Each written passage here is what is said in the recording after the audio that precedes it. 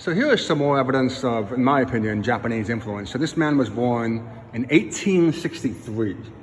And a lot of people are assuming that the Japanese came here only in the last century. But in fact, just look at the name, Nichi Semito. Take a look at his glasses.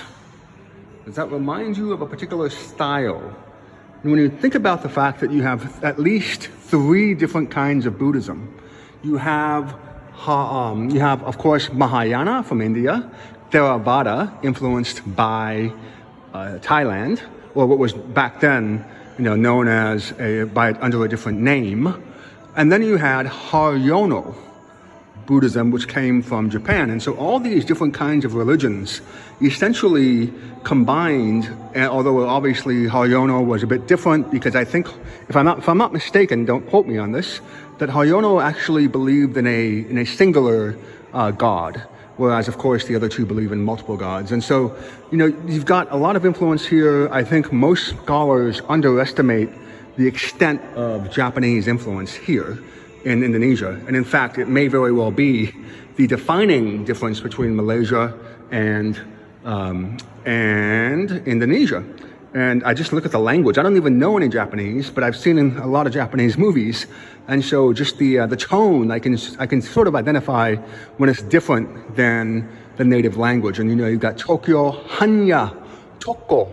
That does not sound like Malayu to me. Sampai, again, does not sound like Malayu to me. But of course, the problem is I don't know any Japanese. The more you travel, you really do have to have more than just historical book knowledge. If you really want to travel, you actually want to go someplace where you have people who are fluent in 2 languages. In other words, if you're here, you really want somebody who's fluent in in Arabic languages and English, as well as, Hindi. Just because the currency, right? The currency is the rupiah. What does that remind you of? Of course, the rupee. And, all these names, just take a look at this, Tono, Sosro Kartono. Even this woman here, Kartini. Kartini looks like a variation of a Japanese style name. The houses, again, since I've been to Japan, they do remind me of a modified Japanese structure. When you think about the fact that most people just simply copy what came before them, if it works, it's not so far-fetched to believe that Indonesia really is just a wonderful, beautiful amalgam of Indian, or I should say Hindu, Arab, Muslim, Japanese, Dutch, English, all of that influence. And really, you've got such a massive country that all of them were vying for power. But the country was so massive and is so massive that all of them were able to sort of coexist outside the capital cities where the colonial powers were attempting to situate themselves permanently. And what's interesting here is that my Bahasa is kind of my 4th language. So I don't understand. I didn't get a chance to look at this. But what's interesting here is the books that they have.